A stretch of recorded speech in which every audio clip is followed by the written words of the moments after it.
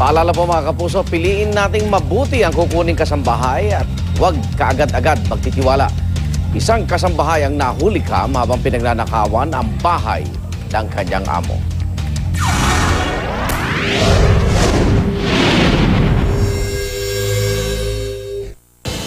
Naglagay ang pamilya ni Nanding Samson ng CCTV camera sa kanilang bahay para proteksyonan ang kanilang pamilya at mga ari-arian mula sa masasamang loob. Ngunit hindi inakala ng pamilya na kasama pala nila sa loob ng bahay ang siyang gagawa ng masama sa kanila. Napagalaman ko yung tungkol sa katulong yan dahil nga kinuha nung mga anak ko sa isang agency sa Parañaque. Nung una, nagpakita ng kasipagan, kabaitan, na dumaan sa kwan namin na mapagkakatiwalaan siya. Gaya ng nakagawian, naganda si Nanding para ihatid ang kanyang apo sa eskwelahan bago magtanghalian. Bago lumabas, binilin pa ng lolo sa kanilang kasambahay na si Marites Carapillado ang kanilang bahay. Pag-alis ng among lalaki, agad nag-ikot sa bahay si Marites.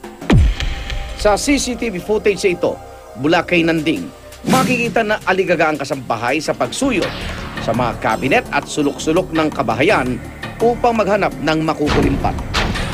Ultimo, ang dirty kitchen ay hindi pinalampas ng kasambahay na kawatan at nilimas pa ng ilang gamit sa paglilinis at pagluto. At ang tila'y kontento na ito sa kanyang mga nakulimbat, sumilip pa ito sa labas ng pinto at isa-isa nang binuhat ang kanyang mga nanakaw at umalis ng walang paalam. Sa mga employer na gustong kumuha ng housemaid, bukod dun sa tiwala nila dun sa agency, dapat pagka nasa kanila yung empleyado, hanapan nila ng mga NBI clearance, police clearance, barangay clearance, fiscal clearance kung maaari, kasi para malaman natin yung real identity ng mga taong tatanggapin natin bilang kasambahay. Ikan sa panahon ngayon, mahirap nang magtiwala. Kaya maging alisto at huwag magpaloko.